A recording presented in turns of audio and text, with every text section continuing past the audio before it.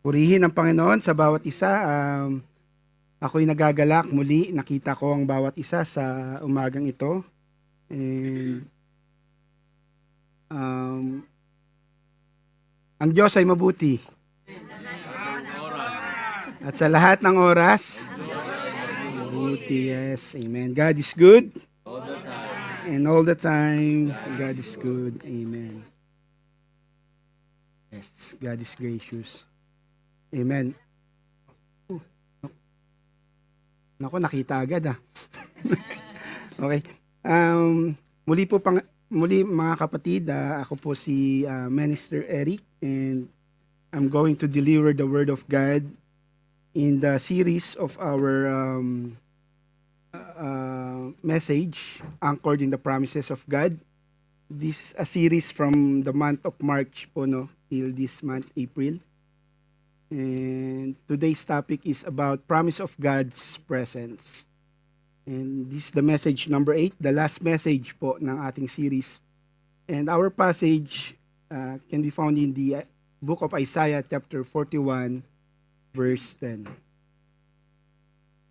Amen. So, if we are going to summarize our series, ayan po, no, yung ating book, anchored on the promises of God. The message number 1 is standing in the promises of God. Message number 2. Amen. Message number 3. Promise of peace. Message number 4.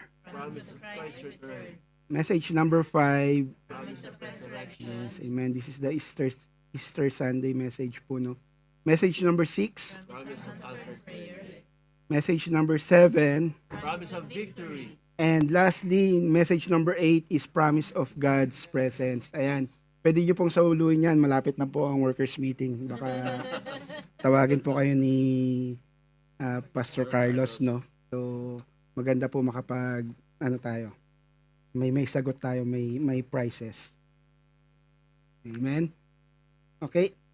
So, before anything else, okay, our favorite part of the preaching is the story. Ayan. Ayan, may story. Yeah, conclusion. Ayan.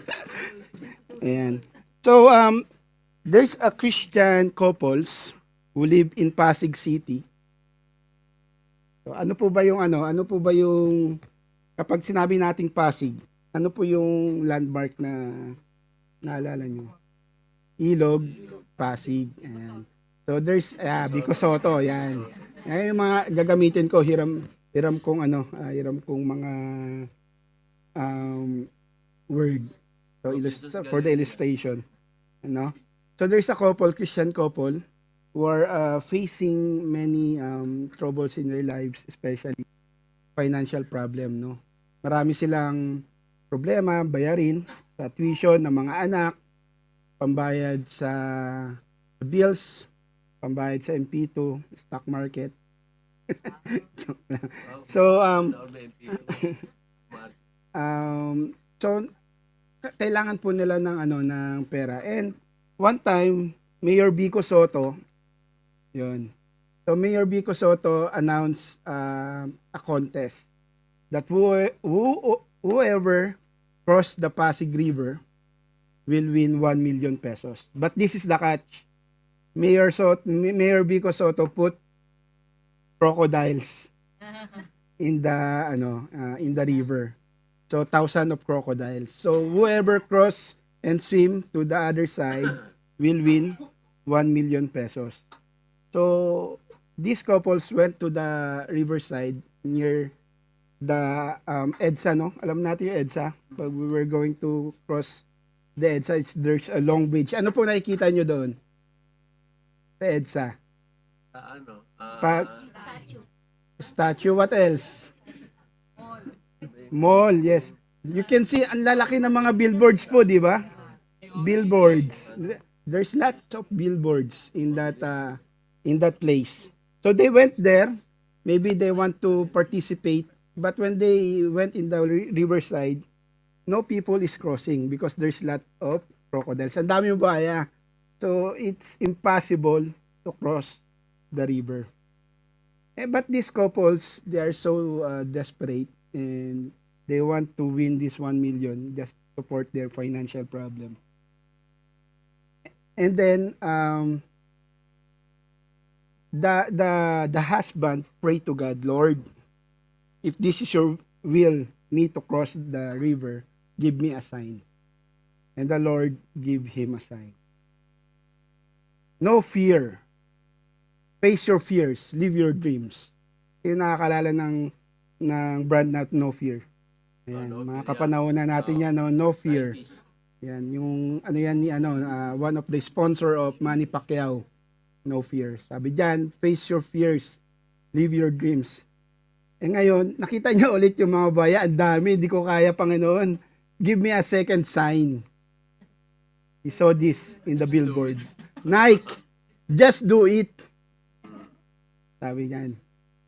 Ngayon, nung step forward ulit siya, Lord, di ko talaga kaya, give me another sign. So he saw this one, Toyota, moving forward.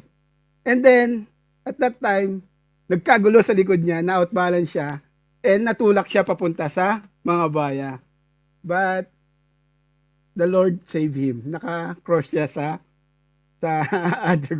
other side of the river, no? But gulanit, marami sugat. But praise God.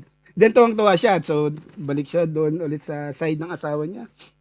Praise God. He is proclaiming the Lord and he is giving the testimony to his wife. Sabi niya, humingi ako sa Panginoon ng mga signs. Sabi niya, oh, ako din. Sabi ng asawa niya, babae. Sabi niya, una ko nakita yung no fear, face your fear. Oh, ako din, sabi ng asawa niya. So, no fear. So, pero natakot ako, sabi nung asawang lalaki. Ako din, sabi niya. So, humingi ulit ako ng another sign.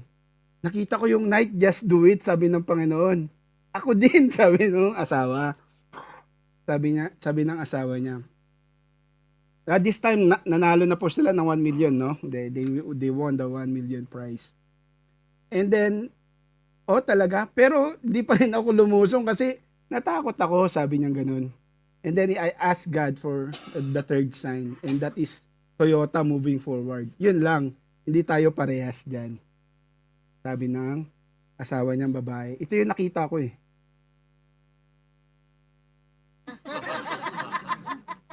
So yan po yung nakita. Behind successful man, there is a woman. So who push a little harder. So tinulak siya ng asawa niya, no? So tinulak siya ng asawa niya. At tagal mo kasing tumalon. Kanina ka pa binibigyan ng Panginoon ng mga signs. So push is pray until something happens. So yun po yung story. I hope you learn something. You know, our wife, mga husband, no? They are the one who are praying for us, no? Amen. Praying, Praise the Lord. we push a little harder, no? Pray until something happens, you know? Pinagpe-pray nila tayo pag ayaw nila tayong magugas ng mga pinggan, no? Pag ayaw nating minsan kumilos, nakahiga lang tayo sa kama, no? They are praying for us. Amen. Welcome, Brother Noel. Amen.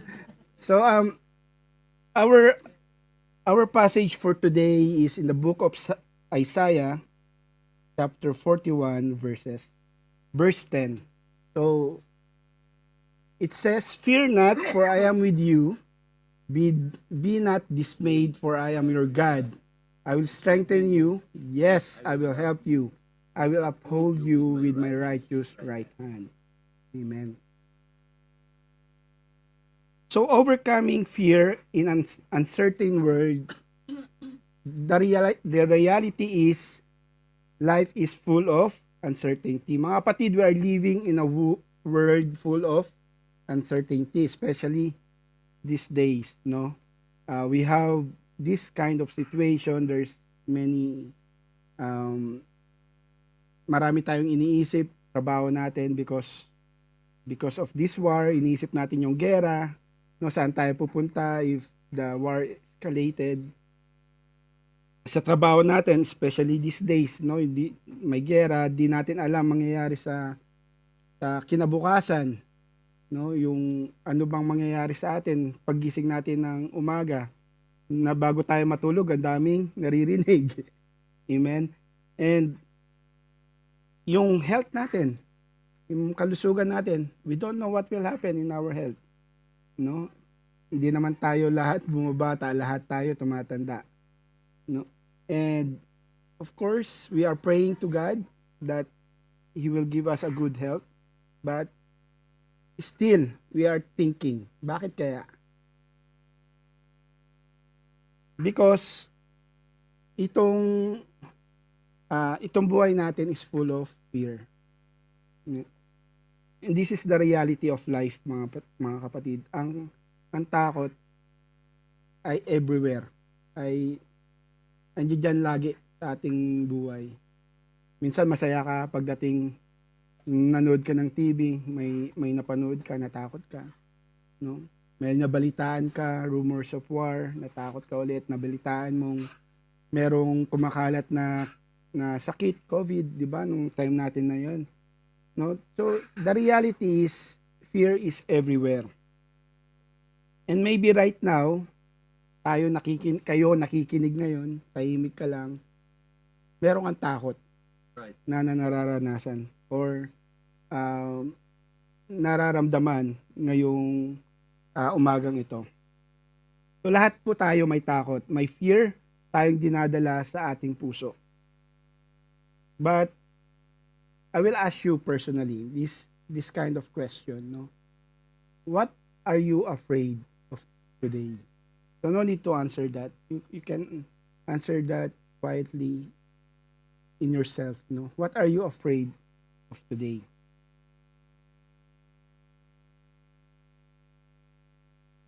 So we know that fear is real. Now let's look at the truth from God's word. So we found in Isaiah 41 verse 10 that God commands us, do not fear. This is not a suggestion from the Lord. This is command of God. Do not fear. Meaning, God is telling us what? Sabi ng Panginoon, you don't have to live in fear. Bakit? Sabihin nyo bakit? Yan. Because He is in control. Even when life feels uncertain. No? Ang Panginoong Diyos ang may control sa lahat ng bagay sa mundo. No, we don't have this control. Hindi kayang kontrolin ng isang tao yan. Even President Trump cannot control things. No, nag-escalate nga po yung ginawa niya eh. So, no people can control things here in the world. Only God. Amen. Second, perfect love casts out fear. When you truly understand how much God loves you, fear starts lose its grip. Amen. Kasi minsan, pag nakakalimutan natin yung pagmamahal ng Panginoon, tayo niyayakap ng takot sa ating buhay. No, but when we start feeling the love of God to us, nandiyan na yung kumakalas na yung takot sa ating buhay. Kasi most of us, our fear comes from what if? What if kung ganito?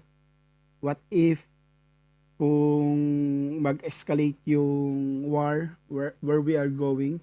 What if kung pinasabog yung Bushehr nuclear plant sa Iran? What if kung mawalan ako ng trabaho? What if? What if? So yan po, diyan nagsisimula po ang takot. But God's love reminds us, I am with you, I will take care of you. And when you trust His love, fear begins to fade. Amen? So pangatlo po is faith in God brings peace. Ayan, napag-aralan po natin yan, the promise of peace. God's promise us peace. Hindi mawawala ang problema. Andiyan po lagi yan. Sino pong walang problema dito ngayon? Lahat po tayo may problema. Amen? Hindi po mawawala yan. Masolve man ng isa, may darating at darating na problema sa ating buhay. But something God can give us, and that is peace. You can have peace kahit magulo ang paligid natin. Naniniwala po ba kayo doon? Kahit ang gulo-gulo na ng paligid natin, we still have peace in our heart. Bakit? Sabihin nyo ulit, bakit? Bakit? Yan. Because your confidence is not your situation. Ulitin ko, because your confidence is not in your situation, but in God. Nasa Panginoon po tayo, hindi sa sitwasyon ng buhay natin. Yung sitwasyon natin, tayo po yun eh. No? So, yung nararamdaman natin, yung takot natin sa sarili natin, no? sa mga problema nating nararanasan. But if our confidence is in God, we know He is so powerful to do things, to solve the problems. No? We know that the God hand is in us. No? Hindi po tayo pababayaan ng Panginoon. So this is the truth. Fear may come, but it doesn't have to stay.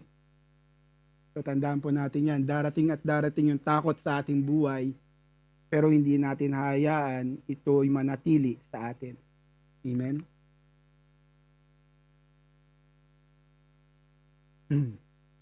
So there's 2 commands and 2 reasons. And there is promises as well. Hindi ko napansin yung promise eh. Kaya tiningit ko na lang. So there's 2 commands. That first 2 commands is do not fear and do not dismay. First, do not fear. Ano po ibig sabihin ng do not fear? Do not dismay. Do not be dismayed. Hindi po yan parehas. Magkaiba po yan, mga kapatid. So, do not fear means don't let fear control you. Do not be dismayed means don't be discouraged. Don't lose heart. Don't panic when things goes wrong. In short, ang Panginoon sinasabi sa atin, huwag kang matakot at huwag kang panghinaan ng loob. Bakit? Yan, because of this reason. Sabi diyan, this is the beautiful part. God did not just give commands, but give us these reasons. For I am with you. Hindi ka nag-iisa sa gitna ng problema, sa gitna ng kaguluhan, sa gitna ng uncertainty. For I am with you, sabi ng Panginoon. Not far away, not watching from a distance. Hindi nanonood ang Panginoon with a pack of popcorn. No. So God is watching us. God is not watching from a distance. God is guiding us. He is always present within us. Pangalawa po, for I am your God. Ibig sabihin, He is not just a God. Yan, maganda po ito, mapag-aralan natin mamaya. He is your God. It is a personal. He is not a God. He is your God. Personal, relational, and powerful. The one who controls everything is your God. Amen. He is the God. He is the same God who is committed to us. So when fear comes, remember this. God's commands come with God's presence. Ayan yung siningit ko. Ayan. So, 2 commands, 2 reasons. Now we have 3 promises that God will keep. First, I will strengthen you. Ayan. So, hindi lang niya sinabi na do not fear. Binigyan niya tayo ng assurance, mga kapatid. I will strengthen you. The first one. May mga panahon na feeling mo mahina ka. Sino nakaranas na naubos yung lakas niya? Yung the strength is gone. No, ako naranasan ko during the COVID time. No, on 2021, my father passed away. No, he got an accident. And that is during COVID. Kapag mag-travel ka, maraming process. No, you need to do. Maraming gagawin, maraming pila. And my father is living in his hometown in Aklan, while us, yung family namin is in Subic. No, so I need to travel. I need to travel from Subic to Aklan, and maraming sasakyang bus, eroplano. And then from here in Kuwait, that is only 5 days na travel, and I need to go back here in Kuwait. No, That is only emergency. Emergency leave. So, I just need to bring back my father to Subic. Pinakremate namin si daddy and marami na namang papers na prinocess yung mga yung mga kailangan na papel para maidala siya sa airport, sa eroplano, may sakay, no? But then when I come back here in Kuwait, I feel the strength is gone, no? But this is what the Lord give me, His word. He says, Eric, I am your strength, no? When your strength is gone, my strength is so perfect, no? And I will carry you when you cannot carry on. So yun, may mga panahon na feeling mo mahina ka. Pagod ka na and ubos na. Ubos na yung bulsa. Wala na laman. Pagod ka na, no? But God is saying, I will be your strength. Hindi mo kailangan kayanin lahat. Hindi mo kailangan kayanin mag-isa lahat. God will supply the strength you don't have in this kind of situation. Pangalawa, I will help you. Hindi lang strength ang kayang ibigay ng Panginoon, kundi tulong din. Amen? Ibig sabihin, God is not just watching you. He is actively helping you sa mga problema na iyong nararanasan. Sa mga desisyon mo. Sa mga desisyon natin sa buhay, God is there. God is guiding us. Sa mga struggles natin, God is involved. Amen? Ini-involve mo ba ang Panginoon sa buhay mo? Especially in this kind of situation. Amen? Pangatlo, I will uphold you with my righteous hand. Uphold means God will hold you and sustain you and make sure you will not fall. Yan. Sino na bang na-fall?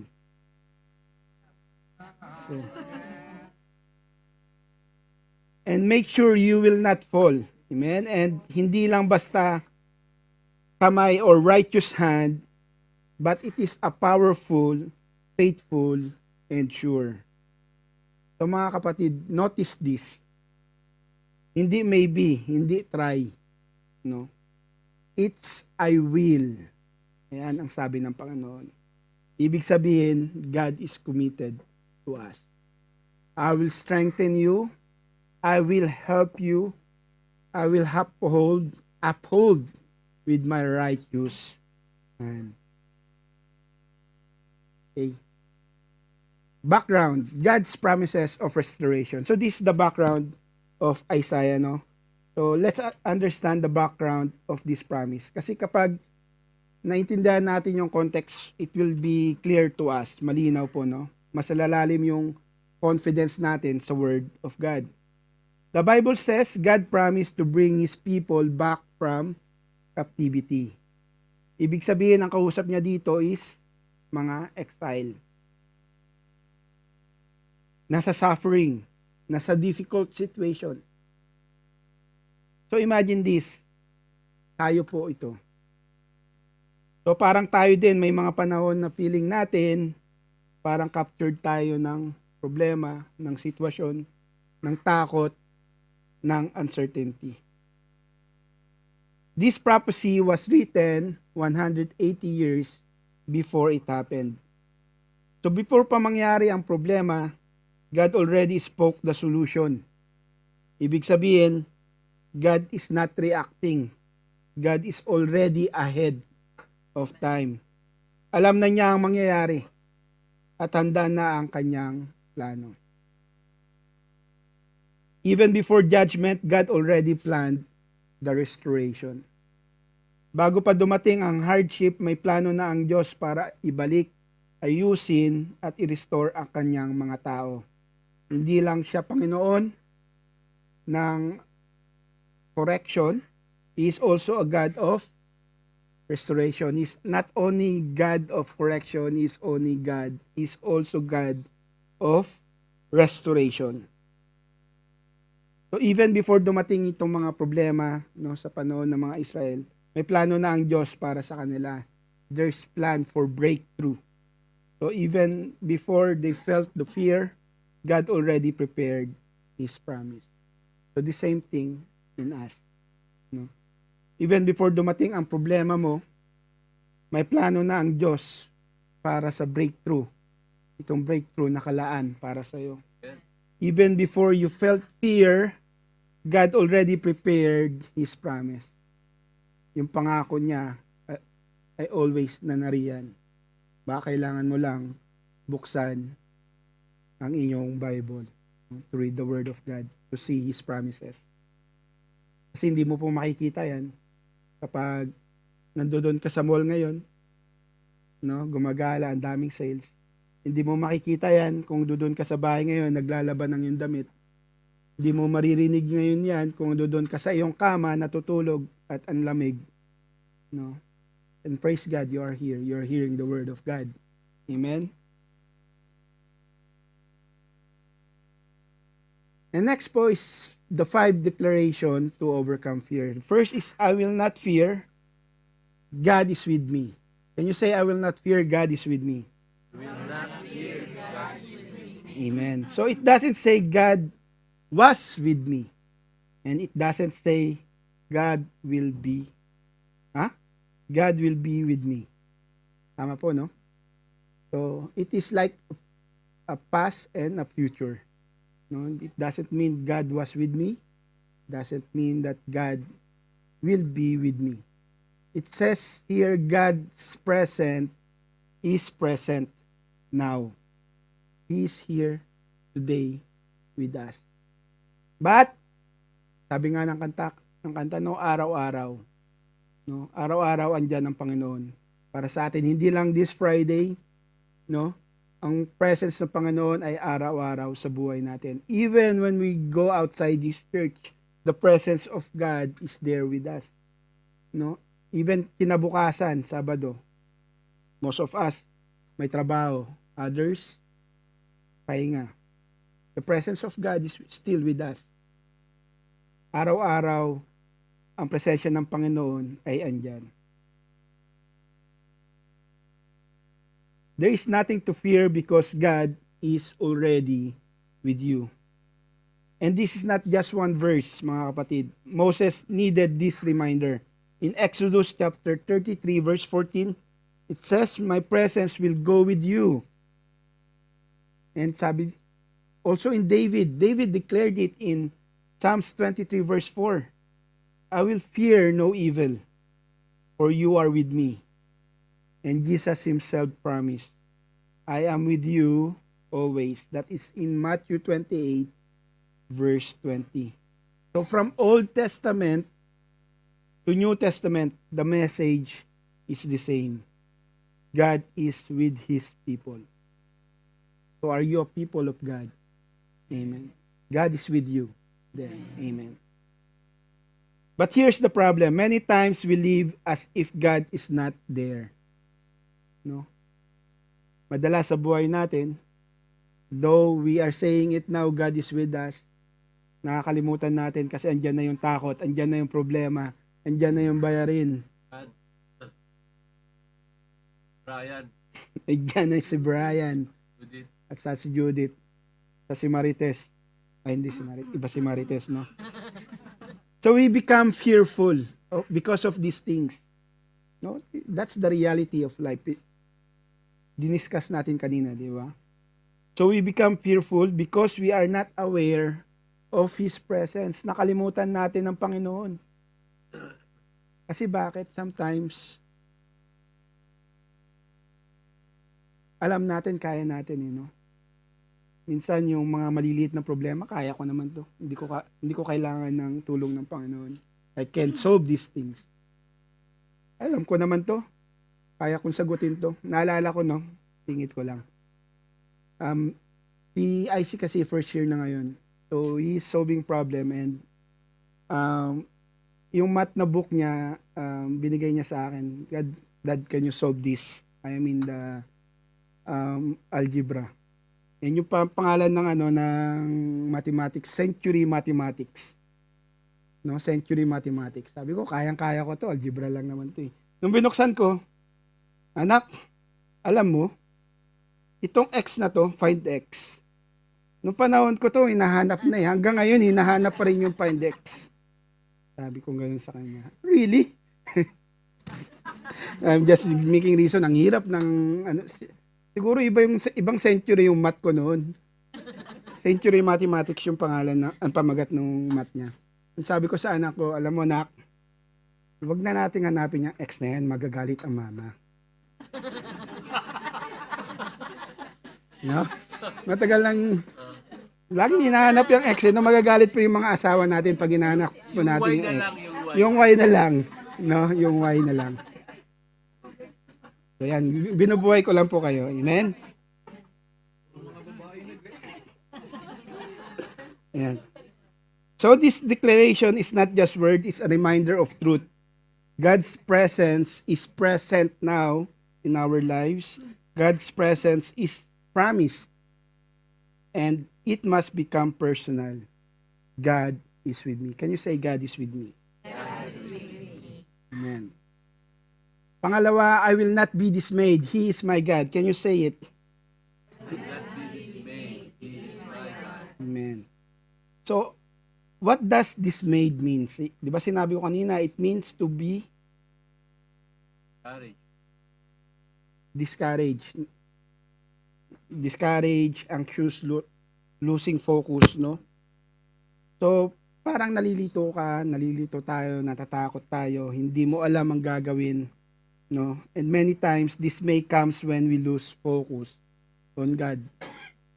So, parang si Peter, no? He's so focused. Nung tinawag siya ng Panginoon, come Peter, no? Nung naglalakad siya sa dagat, he is so focused to Jesus. And he's starting walking in the sea. Above the sea. No, but when he lose focus, nakita na niya yung waves, nakita niya na yung storm. He fall down. He become to drown. So sometimes parang ganun po tayo. We lose our focus and we become to dismay. But here's the key mga kapatid. He is my God. Not just a God, but my God. So, it is a personal, relational, because strength comes when God becomes personal to us. Look at David in 1 Samuel chapter 30, verse 6. This time, he was so distressed. This is the time that sinakop sila, no? Nagalit sa kanya yung mga katauhan niya because maraming namatay sa family nila, kinuha yung mga asawa nila, yung mga soldiers niya, yung mga tao niya nagagalit sa kanya, and they want to stone him, King David. So he was distressed, pressured, surrounded by problems. But he found strength in the Lord, his God. So ano po sabi doon sa 1 Samuel 30, verse 6? He found strength in the Lord, his God. No? Not only the Lord, but his God. No? When your view of God becomes bigger, your fear becomes smaller.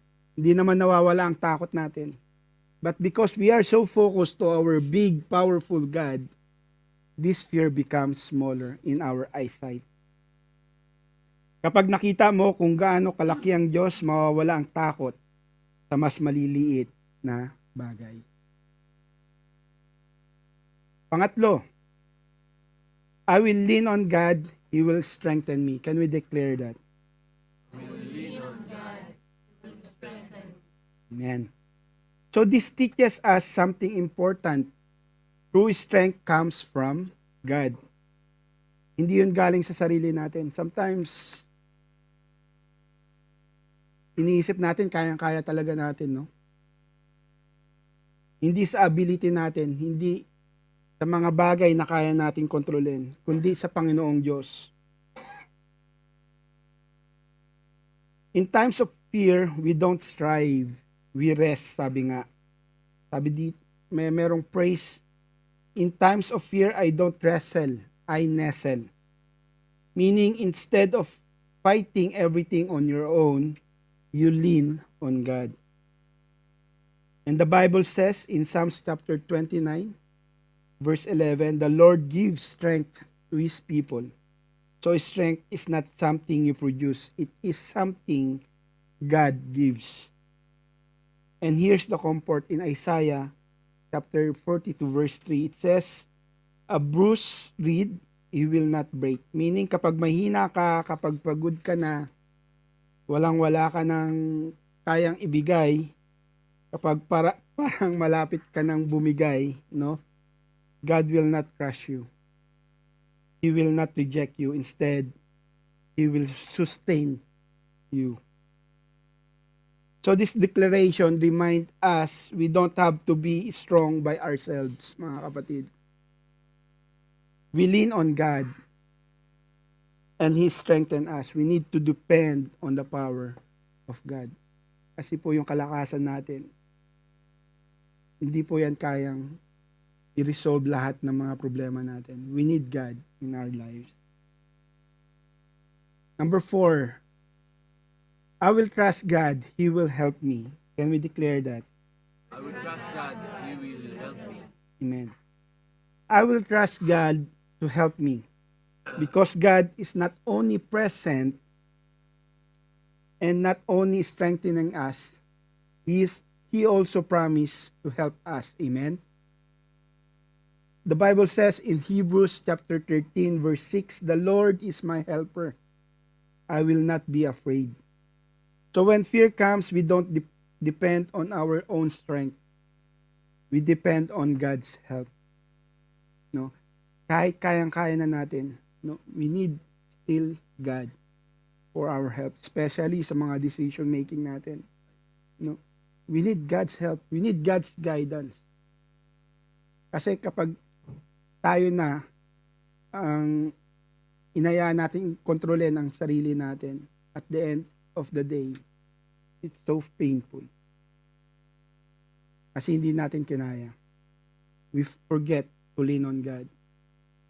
Kasi kapag ganito po ang buhay, minsan, kapag we give it to God, no, yung mga desisyon natin, kahit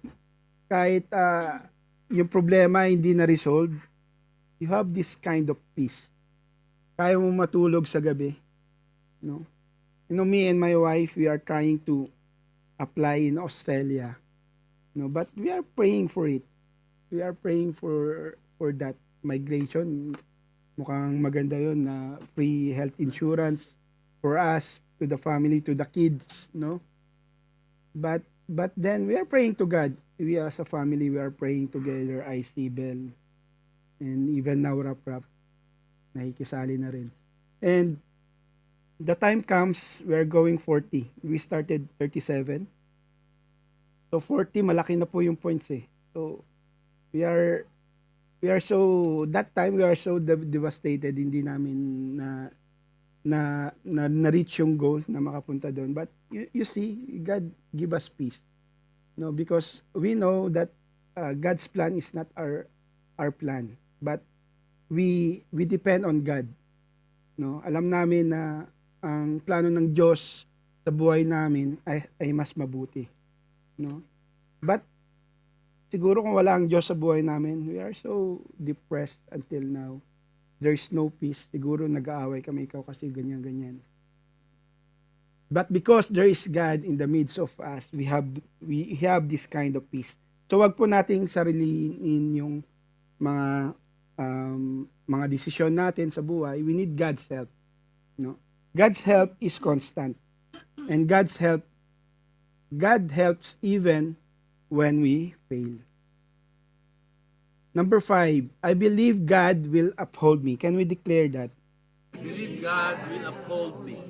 The word uphold means to hold you up, to support you, especially when you are about to fall. And this is so powerful. God holds you when you can't hold on. May mga moments sa buhay natin, no? May mga moments sa buhay natin na parang bibitaw na po tayo. Pagod na tayo. But God says, I will uphold you. Pangalawa, God lifts you when you fall. In Psalms 145 verse 14, it says, the Lord upholds all who fall. So even we fall, mga kapatid, even if we stumble, God does not leave us on the ground. He will lift us up. And pangatlo, God's hand is secure and faithful. Hindi ka lang basta hinahawakan ng Panginoon. He give you security and He is faithful to you. Hawak ka ng Diyos na tapat. His righteous right hand is powerful, steady, and sure. So this declaration, mga kapatid, are not sustained by our own strength, but by God's faithful hand. Now we go to our key application. These 5 application. No? First is combat fear and anxiety. When facing trials or unknowns like health issues or anxiety, remember God's promise. Do not fear, for I am with you. So when you face trials or unknown situation, health issues, anxiety, problems, remember God's promise. Do not fear, for I am with you. Isaiah 41:10. Hindi mawawala agad ang problema natin, mga kapatid. Andiyan at nandiyan ang mga problema natin. But remember this, you don't face it alone. God is with us. So instead of letting fear take over us, hold on to His promise. Second, trust in God's strength. When feeling weak or overwhelmed, rely on the promise of God. Rely on the promise that God will provide the strength you need. So kapag feeling natin mahina na tayo, pagod na, overwhelmed na sa mga problema, don't rely on yourself. Instead, remember this. God will give you the strength you need. God will provide the strength you need. Hindi mo kailangan kayanin lahat mag-isa. No, kung wala ka pong pera, andyan po si Pastor Roy. No? So, nagkaroon tuloy ng chance si Pastor na mag-CR. So kung may mga problema po tayo, we give it to the Lord. God will give us the strength that we need. Amen. God will sustain us. Third, depend on divine support. God promises to uphold you with His righteous right hand, meaning He provides stability and keeps you from failing, even when you feel like you cannot go on. Kapag feeling mo hindi mo na kaya, parang bibigay ka na, sometimes like that, no? Nararanasan natin yan. Remember this, God will uphold you. Ibig sabihin, siya ang hahawak sa'yo. Siya ang magpapatatag sa'yo. Even when you feel like falling, God will keep you standing. Pangapat, remember God's presence. The core of the promise is that you are not alone. God is with you in the situation. You are not alone. Sa kahit anong sitwasyon mo sa buhay mo ngayon, God is with you, mga kapatid. So when fear comes, yung takot ay dumating sa buhay natin, don't focus on that problem. Remember the presence of God. Remember that God give us this promise that His presence is with us. Amen. And lastly, daily reliance. Apply this verse daily by consciously handing over worries. Trusting that God is in control and acting as a helper. Hindi lang ito pang Sunday. Hindi lang ito pang Friday. This is every day, araw-araw. No? Katulad ng kanta natin kanina, araw-araw. Araw-araw pupurihin. Amen. Nakalimutan ko lyrics. Ayan, kumanta na sila. Araw-araw, dalhin natin sa Diyos ang mga worries natin. Yes. Araw-araw, kapag devotion natin, kinakausap natin ang Panginoon. Kinukumusta natin. We can lay down all our worries, all our problems. If we need decision, if we need guidance from the Lord, lay it down to the Lord. He is there always with us. Amen. Because we are His people. Amen. Trust that God is in control and He will help you. Live each day depending on Him. Yan. Conclusion. Mabilis po ba? Ito lang. Sakto lang. So without Christ, fear is real. So kapag wala ang Panginoon sa buhay natin, ang laki ng takot natin sa buhay. Nakikita natin yung mga problema, nakikita natin yung sitwasyon, ang laki ng picture sa paningin natin, ang laki ng iniisip natin sa mga utak natin, no? If there is no Christ in our life. But if yung perspective natin, nakikita natin ang Panginoon na malaki, no, these are small things na lang to. No, it's like mga tawag doon, mumutang 5. No, hindi na, halos di na natin makita, hindi na natin mapansin, hindi natin maramdaman. That's why we have this kind of peace. Because we know we have Christ in our life. We have a big God in our life. God desires to be with His people. Jesus is God's presence with us. Salvation activates God's promise. So kung walang salvation sa buhay natin, hindi pa natin tinanggap ang Panginoon, this will not activate all the God's promises in our life. We need to see that our salvation is sure in our life, that we believe in His Son, Jesus Christ. God is with believers always. And we as believers, we are His people. From the Old Testament to the New Testament until this day, modern times, in our present times, God is with us, the believers of Jesus Christ who died on the cross, to save us from our sins, redeem us from our sins, so that we have eternal life. Someday, magsasama-sama po tayo doon sa langit na walang hanggan. Kasama ang Panginoong Diyos, no, we are going to praise and worship the Lord. Amen. Now, mapapansin nyo, inalis ko yung, first person po to. Naka-third person to eh. So I want you to do this. I want you to recite this in first person. No? So fear not, God is with me. Amen. He is my God. Amen. He will strengthen me. He will help me. He will uphold me. Yan. So I want you to take it personally, seriously from you mga kapatid, no? So kasi you know, not everyone who says Lord, Lord shall enter the kingdom of God. That is in Matthew 7:21.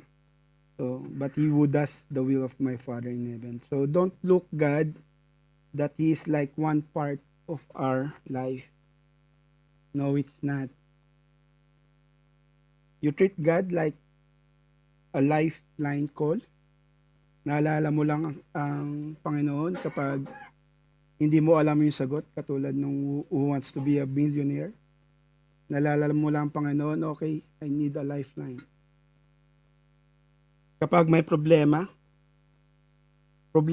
malala, kasi yung mga problemang kayang-kaya mo, nakakalimutan mo ang Panginoon. Wala siya sa buhay mo. Kasi pinagmamalaki mo na kaya mo naman lutasin lahat. Sometimes we are like that. Matalino naman ako eh. I can do these things. Malakas ako. Wala pa akong sakit. I can do these things. Pero alam mo kapatid, kailangan natin ng Panginoon sa ating buhay, sa araw-araw na buhay natin. Upang yung takot ay hindi natin makita lang natin at maramdaman yung kapayapaan na ibinibigay sa atin ng Panginoon. Yan, lumagpas ako. Pwede po ba doon sa dulo na? Ayan, sabi po ni John Piper. John Piper states these promises using 5 different prepositions. Can we recite these propositions? I am your God over you. I am with you by your side. I will strengthen you from inside of you. I will help you all around you. I will uphold you from underneath you. God is over you, by you, inside you, around you, and underneath you. Amen. Can we all stand and pray?